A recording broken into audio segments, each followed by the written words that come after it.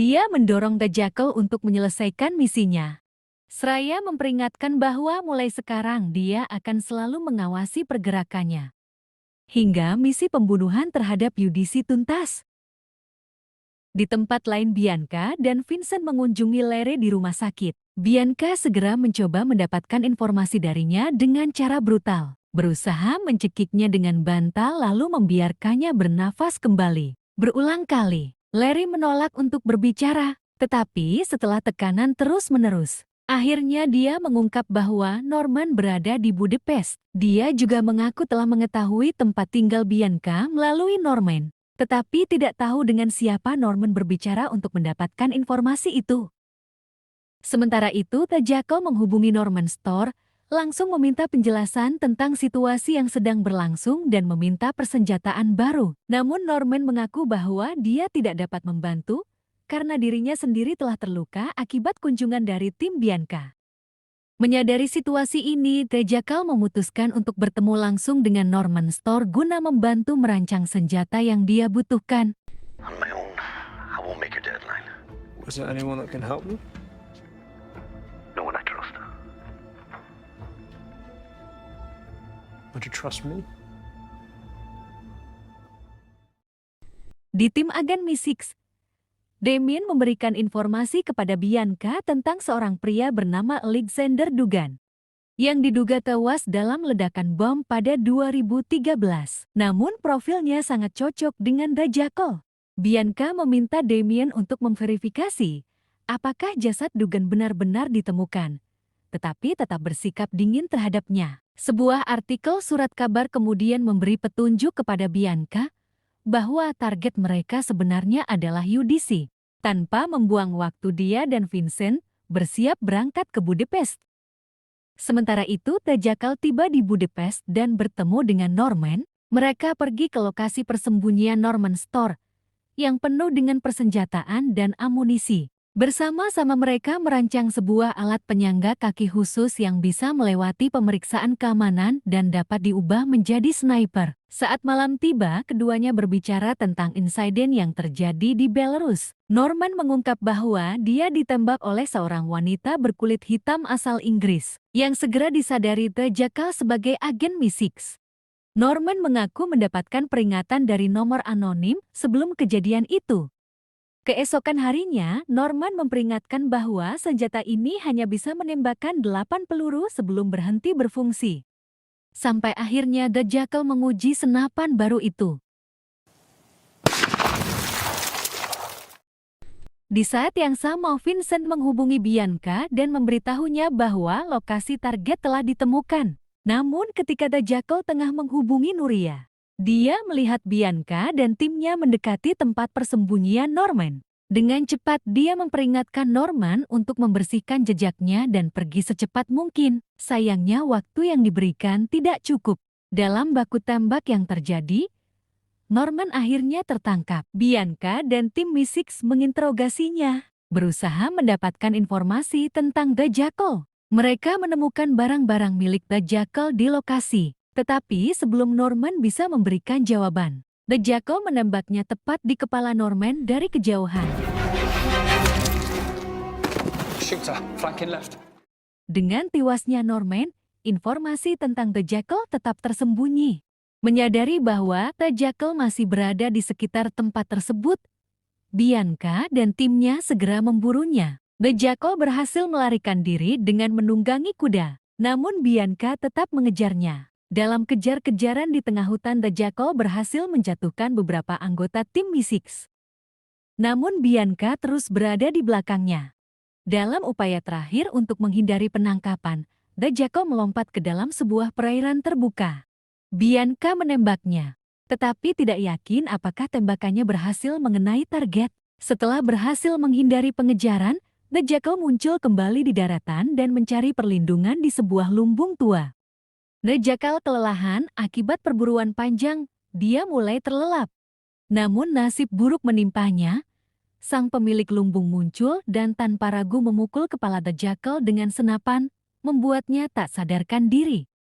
Saat terbangun, The Jackal mendapati dirinya berada di dalam sebuah lumbung dan langsung diinterogasi oleh Attila, yang berbicara dalam bahasa Hungaria. Sementara polisi masih terus memburunya, Attila melihat kesempatan untuk mendapatkan keuntungan dari situasi ini, tanpa menyadari siapa sebenarnya yang sedang ia hadapi. Ketidakmampuan mereka untuk berkomunikasi membuat Attila memanggil saudaranya Gabor, yang membawa seorang karyawan bernama Laszlo untuk menerjemahkan. Namun ketika mereka tiba, situasi sudah berubah. The Jackal telah membebaskan dirinya membunuh Attila dan merebut senjatanya. Dalam hitungan detik Gabor pun tewas di tangan sang pembunuh bayaran. Sadar ia membutuhkan sarana pelarian, The Jackal memaksa Laszlo untuk mengantarnya keluar dari wilayah tersebut. Dalam perjalanan menuju Budapest, The Jackal menghubungi Nuria, yang bersikeras ingin menemuinya. Awalnya The Jackal menolak, tetapi kemudian ia meminta bantuan Nuria untuk sesuatu yang berkaitan dengan ruang rahasianya. Setelah tiba di Budapest, The Jackal akhirnya menunjukkan sisi kemanusiaannya yang jarang terlihat. Dia mulai merasa simpati terhadap Laszlo yang ketakutan, dan alih-alih membunuhnya seperti yang biasa dia lakukan terhadap orang-orang yang mengetahui identitasnya, dia membiarkannya pergi. Namun dia memperingatkan Laszlo untuk tidak pernah membocorkan informasi apapun tentang dirinya atau konsekuensinya akan fatal. If anything happens to me, my colleagues will come to your house and they will kill your wife and your child in front of you. So when the police ask about me, you are going to tell them that you never saw my face. Can I trust you?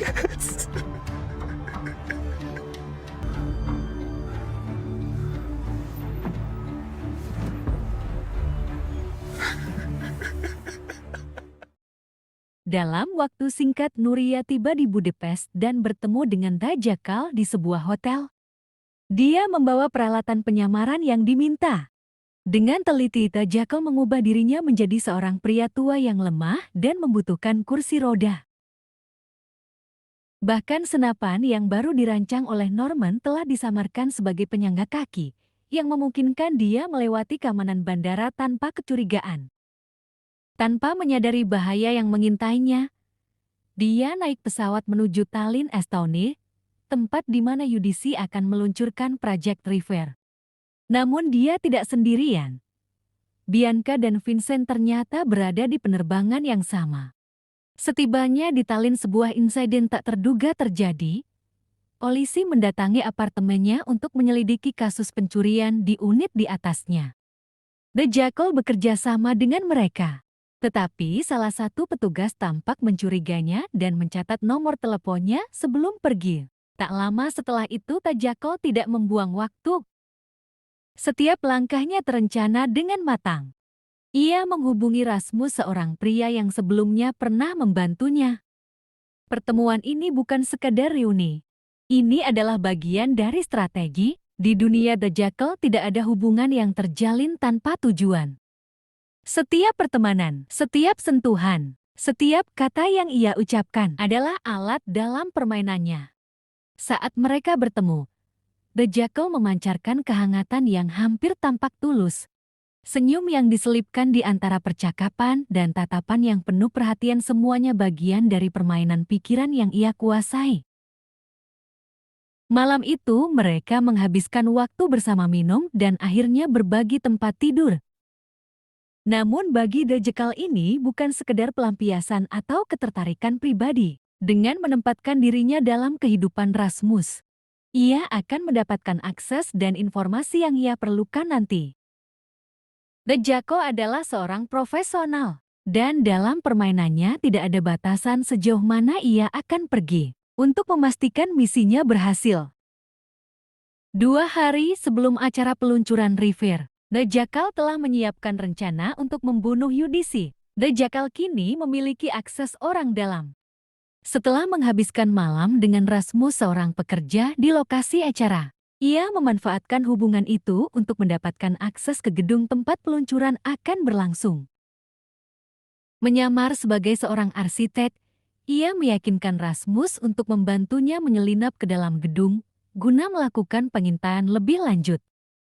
Sementara itu, UDC terus menghadapi tekanan dari tim keamanannya yang mendesaknya untuk membatalkan peluncuran River, mengingat bahwa nyawanya dalam bahaya.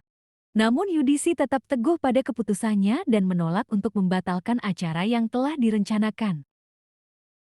Di Cadiz, Spanyol, keluarga Nuria semakin curiga terhadap Charles dan bisnis misteriusnya.